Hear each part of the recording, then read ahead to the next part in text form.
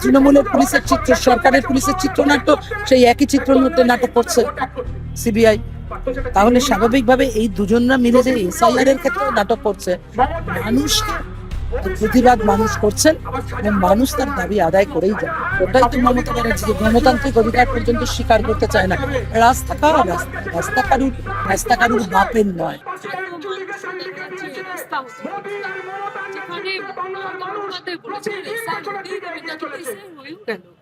প্রতিটি ক্ষেত্রেই তিনি তাই বলেছেন। ওয়াকাফের ক্ষেত্রেও বলেছিলেন দিল্লি গিয়ে লড়ছে, এখানে সেটা হয়ে যাচ্ছে। এনআরসিসি এনপিআর এর ক্ষেত্রেও বলেছিলেন, তাই হচ্ছে। একটা কিছু বলেন না যেটা ওরা বলেছেন মমতা ব্যানার্জি তার বলেননি বা করাননি, প্রত্যেকটা জিনিসই তাই। আর তারপরে নাটক করবেন। আগামীকাল আবার ধর্মতলাতে দেখুন, উনি সরকারি পক্ষ তো, সরকারের হাতে অনেক অস্ত্র আছে, যা দিয়ে প্রতিবাদ করা যায়, যা দিয়ে বলা যায়, যা দিয়ে কথা বলা যায়, যা দিয়ে নেগোশিয়েট করা যায়। কিছু না করে মানুষকে দেখানোর জন্য নাটক করার কি দরকার রাস্তায় নেমে? উনি তো সরকার।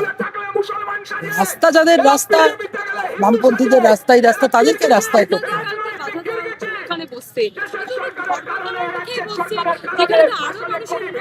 ওটাই তো মমতা ব্যানার্জি গণতান্ত্রিক অধিকার পর্যন্ত স্বীকার করতে চায় না।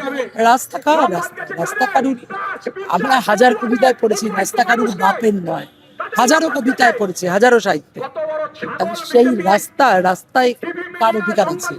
পুলিশ তার অধিকার আছে তাকে অনুমতি দেওয়ার, আর অন্যরা করলে অনুমতি দেওয়ার অধিকার নেই। অন্যরা করলে তাদের থাকার অধিকার নেই। দলদাসত্ব করছে যে পুলিশ, তাকে ভাবতে হবে পুলিশের অধিকারও কিন্তু সুরক্ষিত নয়। ফলে এটা ভাবতে হবে। আর মানুষও সব দেখছেন, মানুষ তা করছেন। মানুষের অধিকার মানুষই আদায় করবেন। মানুষ রাস্তায় আছেন, বামপন্থীরা তাদের সাথে আছে মানুষকে নিয়ে। যারা হয়রানি হচ্ছে, হয়রানি যাতে মেটানো যায়, সেই দাবি নিয়ে, একমাত্র সেই দাবি নিয়ে আছে।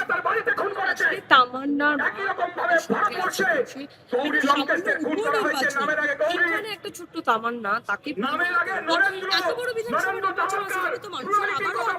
দেখুন, তামান্নার অপরাধীদের এখনো ধরা যায়নি। সাবিনা প্রতিটা মুহূর্তে তার তামান্নার কথা মনে পড়ে। ঈদ আসছে, সারাক্ষণ ওর মনে পড়ে। তো জানে যে লড়াই তো ঘরে বসে করা যায় না, তাই রাস্তায় নেমেছে সব সময়। তাই জন্য রাস্তায় থাকে, ওই কারণে লড়াইটা রাস্তায় নেমে।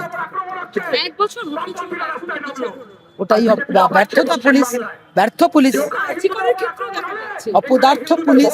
এবং রাজ্যগণের ক্ষেত্রে সেরকম হচ্ছে, যা তৃণমূলের পুলিশের চিত্র, সরকারের পুলিশের চিত্রনাট্য সেই একই চিত্রনাট্যে নাটক করছে সিবিআই।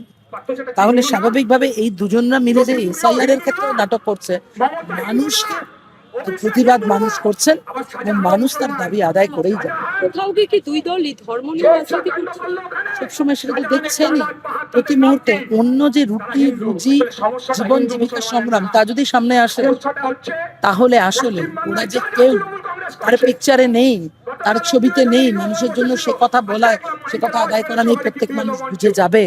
আর তার জন্য তারা সারাক্ষণ ওকে ভুলিয়ে রাখতে চায় মানুষকে, এর বিরুদ্ধে ওকে খেপিয়ে দিতে চায়। কিন্তু জীবন জীবিকার রুজির সংগ্রামে মানুষ, বামপন্থীরা আছে, আমরা তাই নিয়ে লড়াই করবো।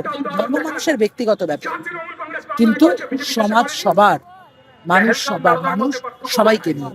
আর সেই কারণে মানুষের জন্য 34 বছর আপনারা ক্ষমতায় ছিলেন, এরা যে প্রচুর ভোট হয়েছে, কিন্তু সেই সময় দেখা যায়নি আগে থেকে কেন্দ্রীয় বাহিনী তখন সেভাবে কেন্দ্রীয় বাহিনী, কিন্তু এত আগে কেন্দ্রীয় বাহিনী ওরা কখন আনবেন ওদেরকে জিজ্ঞাসা করবেন। এরা বর্জন দিচ্ছে, ওরা যত বর্ষণ করছে, বর্জায় যত বর্ষায় না, যা খুশি। কেন্দ্রীয় বাহিনী নিয়ে কি হয়েছে? গাছতলায় বসে থাকতে দেখেছেন তো? কেন্দ্রীয় বাহিনী বসে বসে ঘুমাচ্ছে আর সেখানে ভোট লুট হয়ে যাচ্ছে, দেখেছেন তো? কেন্দ্রীয় বাহিনী না, মানুষ যদি প্রস্তুত থাকে, মানুষ লড়াই করলে তবেই হবে। ওসব বাহিনীটাই